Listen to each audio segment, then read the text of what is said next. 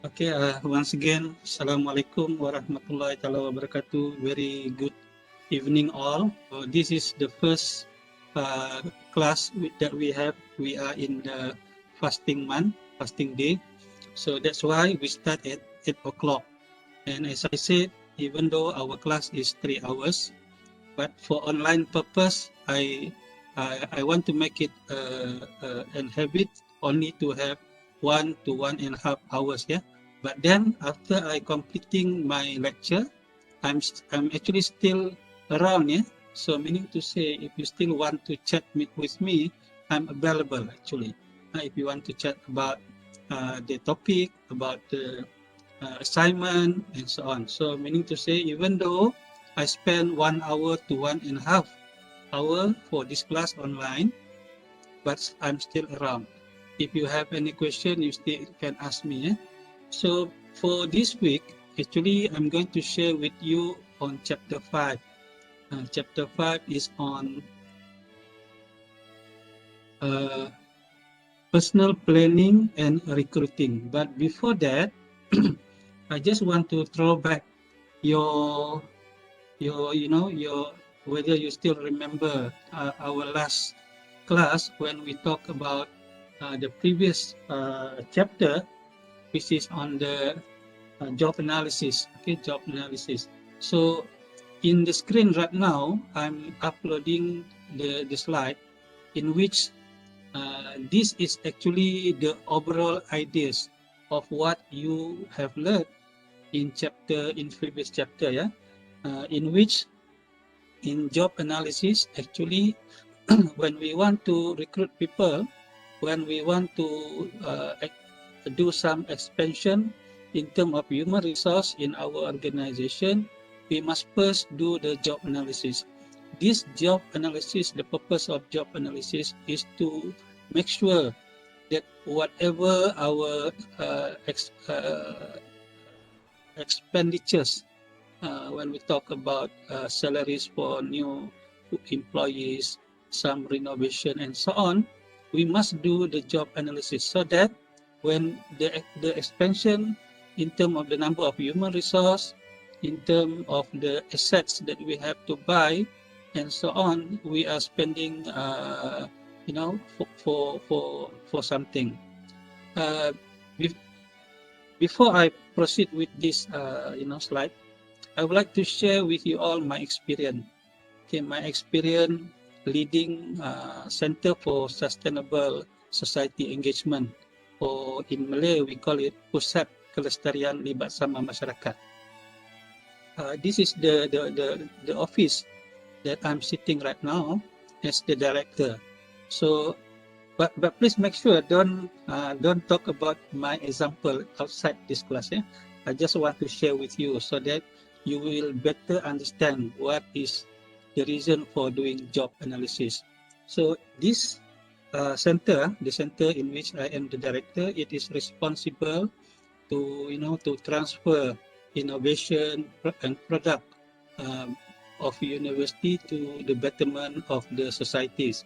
What happened is this center was set up back in July last year. Back in July last year, and I was appointed to this position in July 2020. So what happened is uh, the management decided to to establish this center, but unfortunately, I quote, unfortunately, but this is for the purpose of learning. Yeah, don't take it seriously. This is just for purpose of understanding what is the reason for job analysis. So what happened is I was appointed to head to lead a center which was not uh, which have haven't been done the job analysis before that. Meaning to say, when I come when I first come to this center, yeah, this position, I have to strategize everything. I have to do the job description. I have to set the KPI. I have to, plan everything. So what I found difficult is that my expectation when I was appointed to this center, everything is there already. I know what to do. The job description is already there. So for me to to implement, to up to manage, to handle and so on. But unfortunately, there is nothing for me to start with. So what happened is I have to do the analysis, and I have to to my staff what should they do and so on. So basically, this problem is not only encountered by us lah. Many organizations has similar problem, especially when the organization trying to see opportunity and then they set up the office and unit and so on. So basically, that is the wrong way of of doing it properly. So basically, whenever we see opportunities, when we want to expand, we must first prepare the job analysis and so on, so that when we recruit people, when we recruit employees, they know what to do straight away. So no time spent on still preparing the job description and so on. So this is a mere example in which I encountered myself in leading the Center for Sustainable Society Engagement. Okay, Center for Sustainable Society Engagement, CSSE, or in Malay we call it Pusat Kelestarian Libat Sama Masyarakat.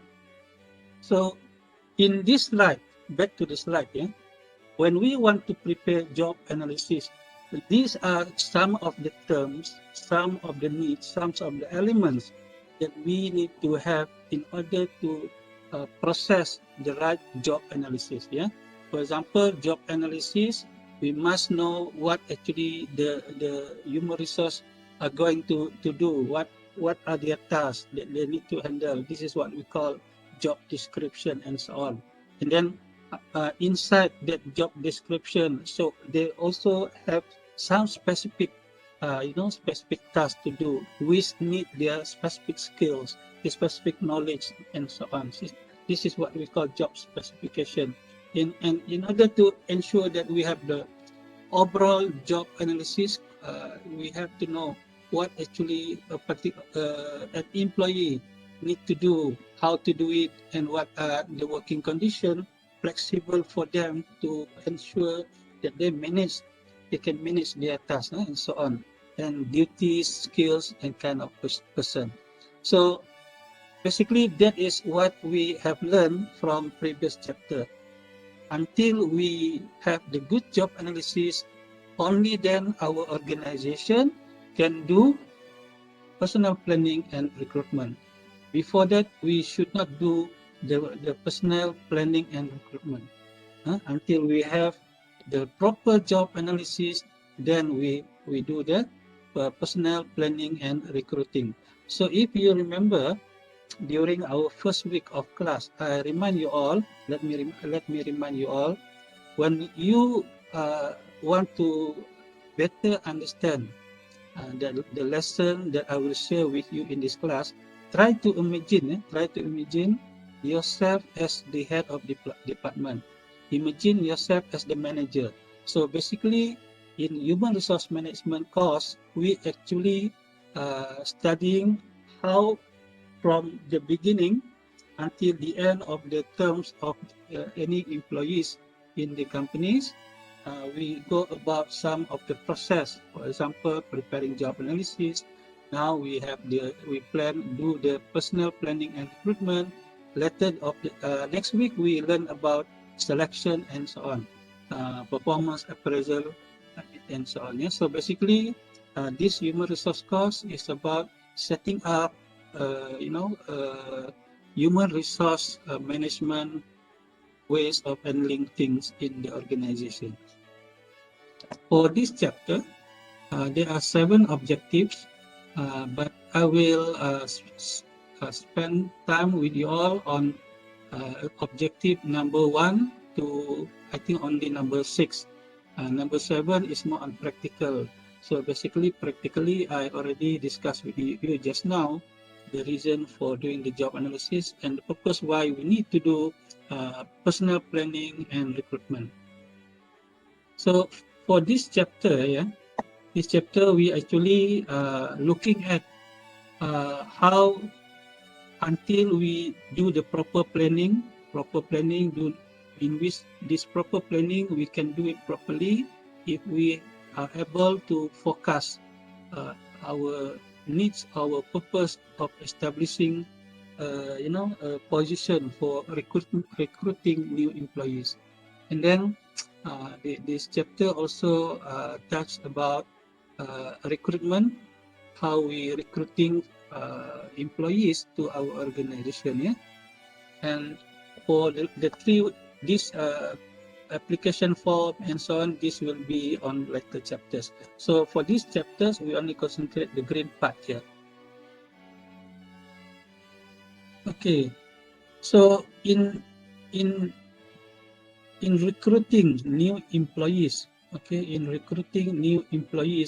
we have to focus. We must do some focus on how actually how many employees that we need and so on. So in order to do the forecasting, there are four methods available to do the forecasting. Number one is trend analysis. Trend analysis is in which we look at the economic development for the past years, so that if we want to, for example, open a new branch, do we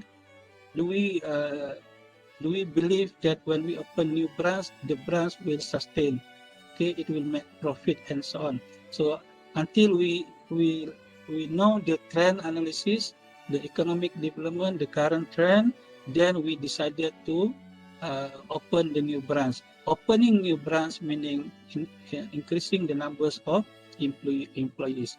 Ratio analysis is in which we try to project for certain amount of profit if we are doing selling, if we are engaging in commercial enterprises.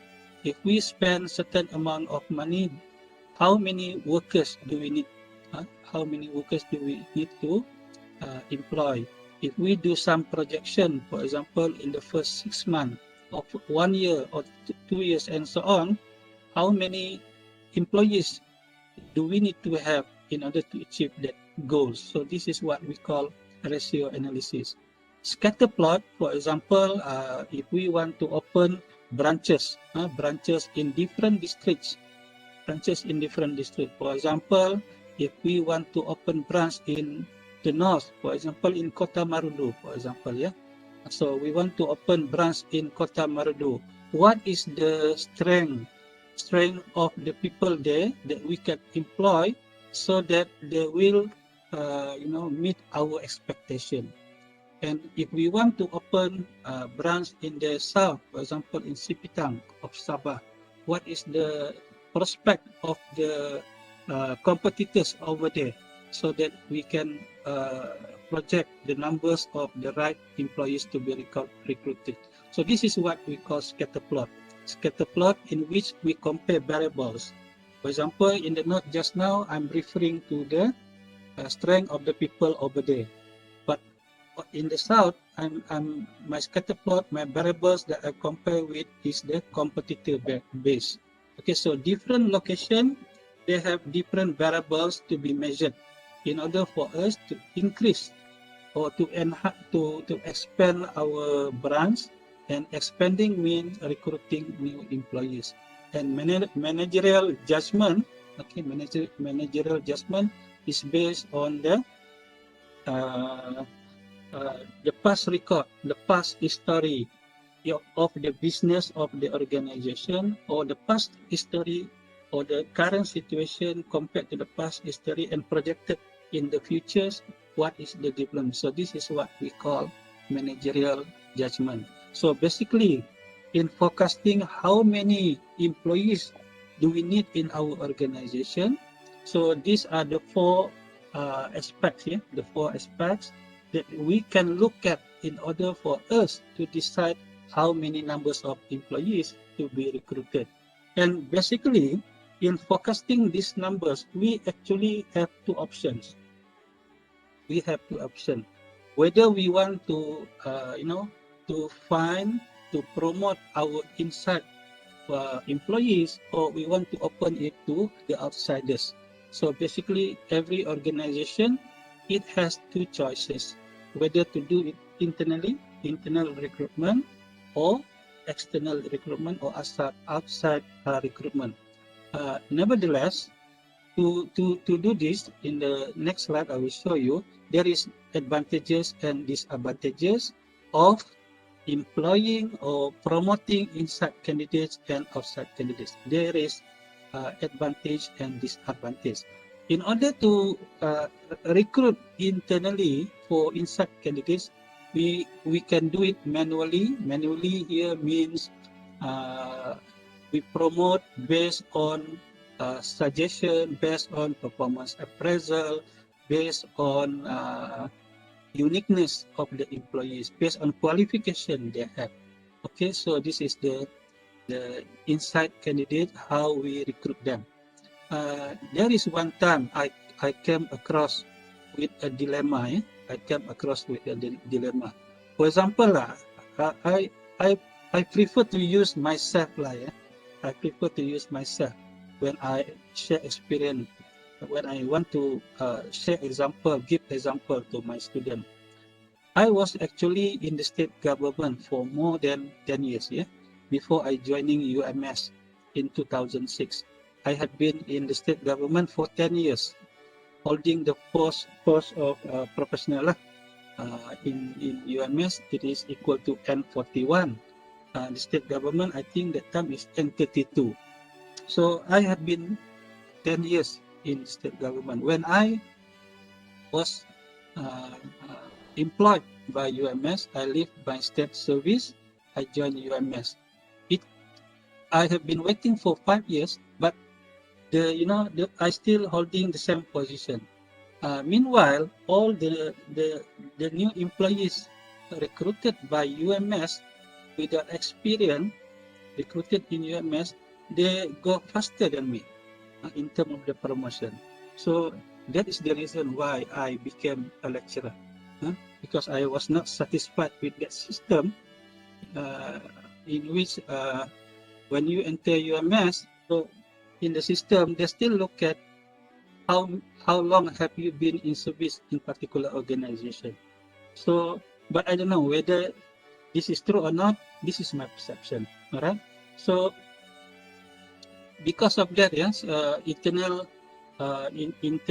candidate, internal recruitment, sometimes it's okay for those who already in longer in the particular organization. But for person like me, I don't have that chances because I'm new to that organization. So there is advantage, disadvantage in the perspective of the employees, not in the perspective of the employer. And outside candidates, it actually somehow when we try to recruit outside candidates, we do not have a full report of this particular person that we are going to bring in.